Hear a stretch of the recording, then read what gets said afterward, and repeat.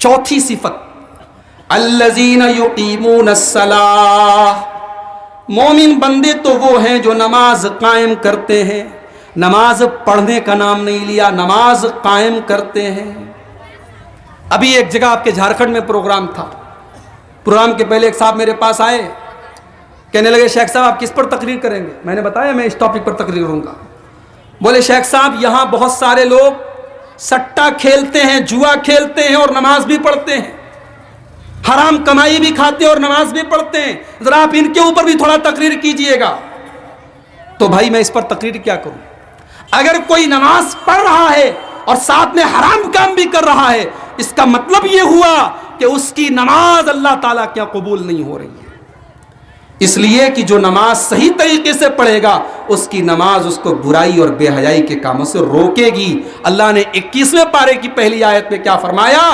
ان الصلاۃ تنہا عن الفحشاء والمنکر، بے شک نماز بے حیائی سے اور برے کاموں سے روکتی ہے۔ نماز کے اندر کبھی کبھی ایسا ہوتا ہے ہمارا خیال ادھر ادھر بھٹکنے لگتا ہے، نماز ہم پڑھ رہے ہیں ہمارا خیال کہیں اور جا رہا ہے، دماغ کہیں اور جا رہا ہے، یہ بھی شیطان کی ایک چال ہوتی ہے۔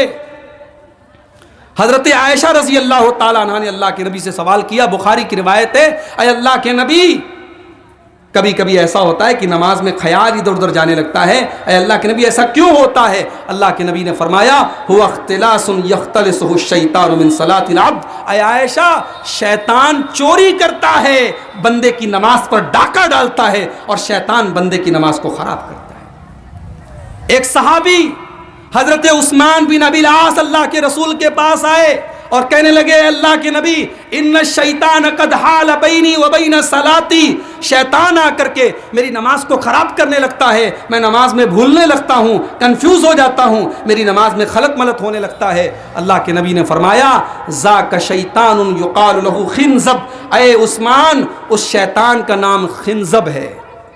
شیطان ہمارا اتنا بڑا دشمن ہے، ہمیں نماز بھی خراب کرنے کے لیے مسجد میں آتا ہے۔ وہ اللہ کے نبی نے کہا جو شیطان تمہاری نماز خراب کرتا ہے اس کا نام خنزب ہے، اور جب تمہیں احساس ہو کہ شیطان تمہاری نماز خراب کر رہا ہے فتعوذ باللہ، تو تم اعوذ باللہ من الشیطان الرجیم پڑھو اور بائیں طرف تھپ تھپا دو، شیطان بھاگ جائے گا۔ حضرت عثمان بن ابی العاص کہتے ہیں میں نے اس نسخے پر عمل کیا، اس کے بعد مجھے نماز کے اندر کوئی پریشانی نہیں ہوئی۔ تو نماز قائم کرو میرے بھائی، رمضانی نمازی مت بنو۔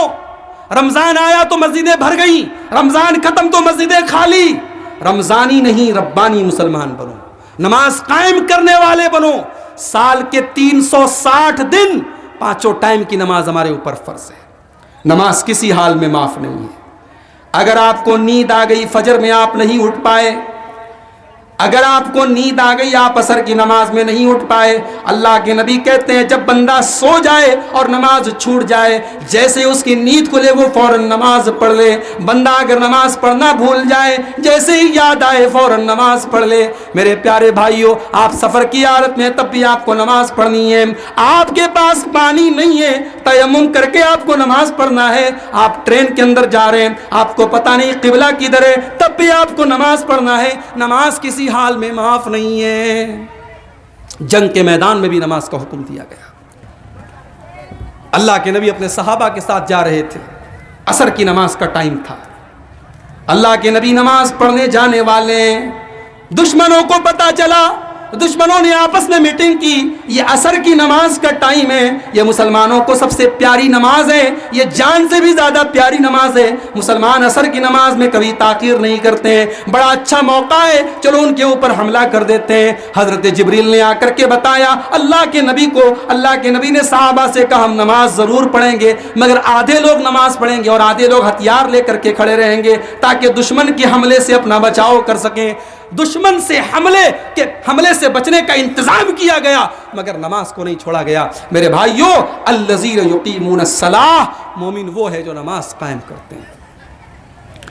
حضرت عمر فاروق کو دیکھو، عصر کی نماز، فجر کی نماز کا ٹائم ہے، صفیں لگ چکی ہیں، مؤذن نے اذان دی، اقامت کہی، حضرت عمر مصلی پر چڑھ گئے، اللہ اکبر کہہ کر کے نماز شروع کر دی۔ پہلی صف میں ابو لولو فیروز نام کا ایک پارسی غلام بھی شامل ہے، وہ اپنے ہاتھوں میں خنجر چھپا کر کے لایا ہے، اس کا مقصد حضرت عمر کے اوپر حملہ کرنا ہے۔ وہ آگے بڑھا، اس نے حضرت عمر کے پیٹ پر حملہ کیا، حضرت عمر مصلی پر گر پڑے اور خون کی دھاریں ان کے بدن سے بہنے لگی، مگر گرنے کے پہلے حضرت عمر نے عبد الرحمن ابن عوف کا ہاتھ پکڑ کر کے مصلی پر آگے بڑھایا۔ مسلمانوں کا خلیفہ، مسلمانوں کا امیر المومنین مصلی پر گرا ہے، لیکن مسلمانوں کی نماز نہیں رکی ہے۔ عبد الرحمن ابن عوف آگے بڑھے اور جلدی جلدی انہوں نے نماز پڑھائی۔ اس کے بعد حضرت عمر کو اٹھا کر کے ان کے گھر لایا گیا۔ جب حضرت عمر ہوش میں آئے تو پہلا سوال یہ کیا، مجھے قتل کرنے والا کون تھا؟ جواب ملا، ایک پارسی غلام ہے ابو لولو نام کا۔ کہا اللہ تیرا شکر ہے تو نے میری موت کسی مسلمان کے ہاتھ نہیں رکھی۔ اس کے بعد حضرت عمر کے پاس ڈاکٹر آئے، حکیم آئے، دوائیں پلائی جا رہی ہیں، کھانا کھلایا جا رہا ہے، پانی پلایا جا رہا ہے، سب پیٹ کے باہر نکل جا رہا ہے۔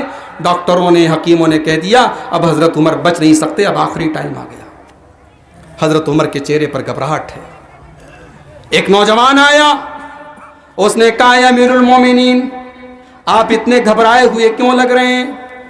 آپ تو اللہ کے نبی کے اتنے بڑے صحابی ہیں، آپ نے تو اسلام کا اتنا ساتھ دیا ہے، اور آپ کا جب دور آیا تو آپ نے عدل و انصاف کے ساتھ حکومت کی ہے، آپ نے اسلام کی مدد کی ہے، اللہ تعالیٰ کے آپ کا انجام بہت بہتر ہوگا، آپ کو گھبرانے کی کوئی ضرورت نہیں ہے۔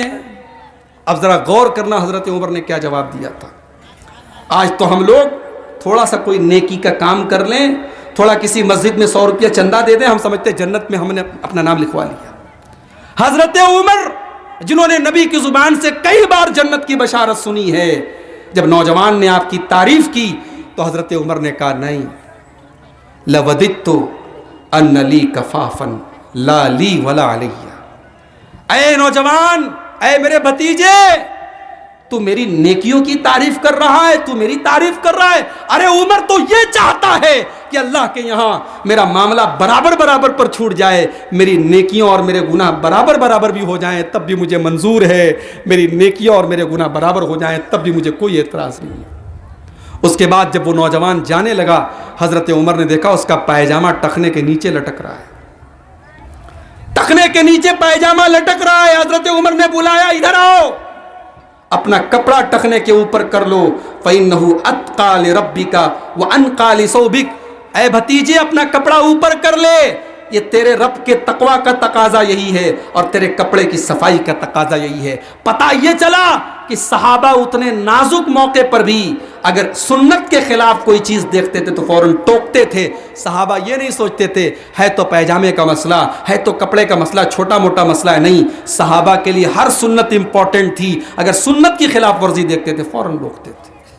میرے پیارے ساتھیوں، حضرت عمر نے اس موقع پر بھی نماز نہیں چھوڑی اور مسلمانوں نے نماز اس موقع پر بھی قائم کی۔ اللہ کہہ رہا ہے میرے مومن بندوں کی چوتھی صفت یہ ہے الذین یقیمون الصلاۃ، وہ نماز قائم کرتے ہیں۔ آج ہماری دکانیں کھلی رہتی ہیں، نماز ہوتی رہتی ہے، ہم اپنے گھر میں بیٹھ کر کے موبائل میں لگے رہتے ہیں، نماز ہوتی رہتی ہے۔ نہیں میرے بھائیوں، نماز قائم کرو، نماز سے اتنی محبت کرو جتنی اپنے بچوں سے، اپنی جان سے کرتے ہو، نماز کی محبت اپنے دل میں پیدا کرو۔ جس نبی کا ہم کلمہ پڑھتے ہیں اس نبی کو نماز سے کتنا پیار تھا۔ اللہ کے نبی فرماتے ہیں جُعِلَتْ قُرَّةُ عَيْنِي فِي الصَّلَاةِ، میری آنکھوں کی ٹھنڈک نماز میں پیدا کر دی گئی ہے۔ نماز کا ٹائم ہو جاتا تھا، اگر حضرت بلال اذان دینے میں تاخیر کرنے لگتے تھے، اللہ کے نبی حضرت بلال سے کہتے تھے یا بلال ارحنا بالصلاۃ، اے بلال تم جلدی سے اذان دے دو، جلدی سے نماز کھڑی ہو جائے تاکہ ہم کو سکون مل جائے۔ میرے نبی کو نماز سے سکون ملا کرتا تھا، میرے بھائیوں نماز سے سکون ملا کرتا تھا۔ آج بھی مصیبت کے دور میں، پریشانی کے دور میں قرآن کی اس آیت پر عمل کیجئے، وَاسْتَعِینُوا بِالصَّبْرِ وَالصَّلَاةِ، صبر اور نماز کے ذریعے اللہ کی مدد طلب کرو۔ نماز آج بھی ہمارا بہت بڑا سہارا ہے میرے پیارے ساتھی۔ ایک واقعہ نماز کے اوپر آپ کو سنانا چاہتا ہوں، ایک انصاری صحابی کا واقعہ ہے۔ انصاری صحابی کا کھجوروں کا باغ ہے، موطا امام مالک کی صحیح روایت ہے، کھجوروں کا باغ ہے اور کھجوروں کے پکنے کا ٹائم ہے، کھجوریں بالکل پک کر کے تیار ہو گئی ہیں انصاری صحابی اپنی کھجوروں کو دیکھ رہے ہیں، اتنے میں نماز کا ٹائم ہو جاتا ہے۔ مسجد میں آتے ہیں، وضو بناتے ہیں، وضو بنانے کے بعد نماز شروع کرتے ہیں۔ نماز جب پڑھنے لگتے ہیں تو بار بار ان کی کھجوروں کا باغ ان کی آنکھوں کے سامنے آ رہا ہے، بار بار ان کی کھجوریں یاد آ رہی ہیں۔ وہ نماز میں بھول جاتے ہیں کہ میں نے 3 رکعت پڑھی کہ 4 رکعت پڑھی، وہ نماز کی رکعتیں بھول جاتے ہیں۔ بہرحال جب نماز ختم کر لیتے ہیں، گھر آتے ہیں، پھر اپنے کھجوروں کے باغ کو دیکھتے ہیں، کہتے ہیں ان ھذا الہانی عن ذکر اللہ، میرے کھجوروں کے باغ نے مجھے اللہ کے ذکر سے آج غافل کر دیا، آج مجھے نماز سے غافل کر دیا، آج اس کھجوروں کے باغ کی وجہ سے میں اپنی نماز کے اندر بھول گیا۔ وہ عثمان غنی کے پاس آتے ہیں اور کہتے ہیں امیر المومنین عثمان غنی، آج میرے کھجوروں کے باغیچے کی وجہ سے میری نماز متاثر ہو گئی اور میں نماز کی رکعتیں بھول گیا۔ اے عثمان غنی، میں آپ کو گواہ بنا کر کے کہتا ہوں، میں اپنا وہ کھجوروں کا باغ اللہ کی راہ میں صدقہ کر رہا ہوں، کیونکہ جو مال مجھے اللہ کے ذکر سے غافل کر دے وہ مال میں اپنے پاس رکھنا نہیں چاہتا۔ میرے بھائیوں، نماز کی پابندی کیجیے۔ رات کو 2-2 بجے تک موبائل دیکھنا بند کر دو میرے نوجوان ساتھیوں، اس لیے کہ کوئی گارنٹی نہیں ہے کہ آپ کی موت 60 سال کی عمر میں ہوگی۔ کورونا نے ہم کو سکھا دیا ہے موت کبھی بھی آ سکتی ہے، اور اللہ نہ کرے اگر موت اس حال میں آ گئی کہ ہم موبائل دیکھ رہے تھے، موت اس حال میں آ گئی ہم گندا کام کر رہے تھے، تو کل قیامت کے دن جب ہم اٹھیں گے میدان محشر میں تو وہ گندا کام کرتے ہوئے ہم اٹھیں گے، موبائل دیکھتے ہوئے اٹھیں گے، گندی تصویریں دیکھتے ہوئے اٹھیں گے، اور کسی غیر محرم سے باتیں کرتے ہوئے اٹھیں گے۔ اس لیے کہ اللہ کے نبی نے فرمایا یحشر العبد یبعث العبد علی ما مات علیہ، بندہ اسی حال میں اٹھایا جائے گا جس حال میں بندے کی موت ہوئی تھی۔ اگر آپ نماز پڑھتے ہوئے موت آئے گی تو انشاءاللہ کل قیامت کے دن نماز پڑھتے ہوئے اٹھیں گے، اور گناہ کا کام کرتے ہوئے اگر موت آئی تھی تو گناہ کا کام کرتے ہوئے آپ